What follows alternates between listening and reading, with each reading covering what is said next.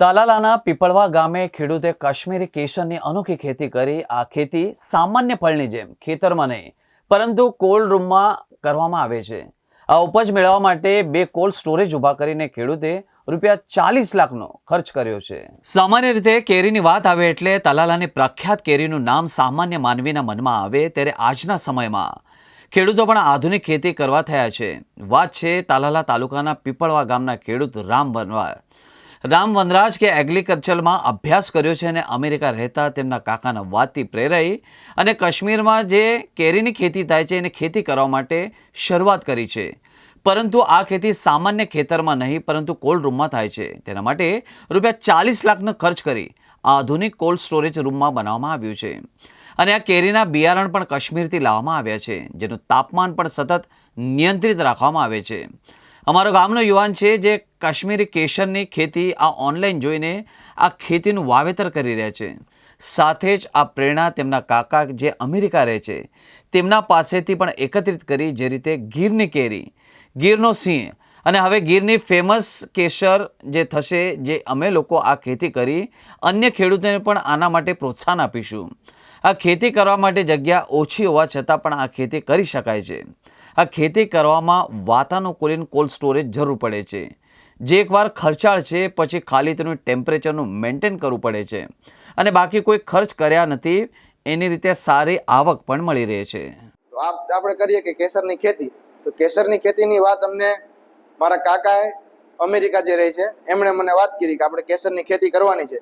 તો પછી એમને મને કીધું તારો એગ્રીકલ્ચરનો છે, તું એગ્રીકલ્ચર ભણ્યો છે, તો તું એગ્રીકલ્ચર ને રિલેટેડ સબ્જેક્ટ છે, તો તું કેસરની ખેતી કર. તો આપણે શક્ય છે કેસરની ખેતી કરવી. તો અમે બધા મળીને નક્કી કર્યું કે ભાઈ કેસરની ખેતી આપણે કરીએ. અને પછી કરી કોલ્ડ સ્ટોરેજ બનાવી અને કાશ્મીર ગયા. કાશ્મીરથી અમે બિયારણ લઈ આવ્યા છે. 4-5 દિવસ કાશ્મીર રોકાણા અને ત્યાં જોયું કે ભાઈ કાશ્મીરમાં કઈ રીતના થાય છે, બધું એનાલિસિસ કરીને અમે આવ્યા છે. પછી અહીંયા આવીને અમે કેસર લગાડ્યું. એના માટે બધું આખું કંટ્રોલ એન્વાયરમેન્ટ કર્યું છે, ટેમ્પરેચર, હ્યુમિડિટી બધું મેન્ટેન કરીએ છીએ. એના ઉપરથી અમે આ બધું કર્યું છે. આ ટોટલ 4 મહિનાની સિઝન હોય છે કેસરની, અને તેમાં અમે અત્યારે તો આ સિઝનમાં અમને ફૂલ દેખાણા છે અને અમારી વિચાર શક્તિ કરતા અમને એવું લાગે છે કે અમને સક્સેસ મળી છે. તમામ ખર્ચાને આપણે વાત કરીએ તો એક 10x10 નો રૂમ ગણીએ કે ભાઈ 10x10 ના રૂમમાં આપણે ખેતી કરવી હોય તો અંદાજે 7 થી 8 લાખ રૂપિયાનો ખર્ચો આવે છે. એમાં બધું આવી જાય છે, એમાં બિયારણ ને બધું ઇન્ક્લુડેડ આવી જાય છે. અત્યારે અમે ટોટલ 20x40 નો કોલ્ડ સ્ટોરેજ 2 બનાવ્યા છે, 20x20 ના, અને ટોટલ બધું એનો A to Z કોસ્ટ ગણીએ તો 40 લાખની આજુબાજુમાં પડ્યો છે. એમાં બધું આવી ગયું, અમારે જનરેટર ના તેન બધું થઈ રહે છે. એનું કારણ છે આમાં આપણે જો તકેદારી ન રાખીએ તો ફંગસ અને બીજું બધી પણ આવી શકે છે, અને ટેમ્પરેચર ને કઈ મેન્ટેન ના થાય તો આમાંથી ફ્લાવર આવતા નથી. ઘણા છે. આપણે ગીર સોમનાથ જિલ્લામાં આપણે પ્રથમ છે. બાગાયત અધિકારી અને વિષય નિષ્ણાત, Indo Israel centre of excellence mango Talala. કેસરનું નામ આવે એટલે કાશ્મીર યાદ આવે, અને સૌથી વધુ જો કેસરની ખેતી થતી હોય, સેફ્રોન કહેવામાં આવે છે ઇંગ્લિશમાં એને, બરાબર.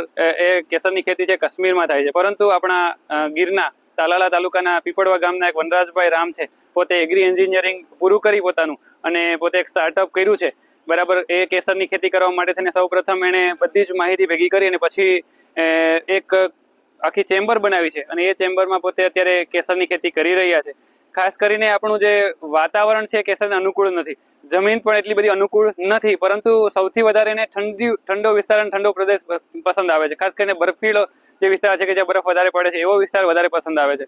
એટલા માટે થઈને આણે એક ચેમ્બર ઊભી કરી 20x20 ફૂટની, અને એ ચેમ્બરમાં પોતે રાત્રિનું તાપમાન છે 8 થી 10 ડિગ્રી મેન્ટેન રાખે છે, દિવસનું તાપમાન 15 થી 17 ડિગ્રી મેન્ટેન રાખી, અને છેલ્લા 3 મહિનાથી અત્યારે એને જે કેસર છે એની સ્ટિગમાં હોય છે, જે ફૂલ, એને કેસર કહેવામાં આવે છે. અને કેસરની જે ધીમે ધીમે ઉત્પાદન છે એને મળી રહ્યું છે. એનો ભાવ છે હાલ માર્કેટમાં 900 થી 1000 રૂપિયા પ્રતિ 1 ગ્રામનો ભાવ છે. એ પ્રમાણે અત્યારે માર્કેટિંગ કરી રહ્યા છે. સફળતા માટે તો અત્યારે એને મહદઅંશે સફળતા મળેલી છે, પરંતુ શરૂઆતનો જે ખર્ચો છે ખૂબ વધારે આવે છે. 35 થી 40 લાખ રૂપિયામાં એને ચેમ્બરો ઊભી કરી છે, અને એ ચેમ્બરમાં કન્ટિન્યુઅસ 24 કલાક પાવરની સપ્લાયની જરૂર પડે, બરાબર. એટલા માટે અને નોલેજ બી જરૂરી છે.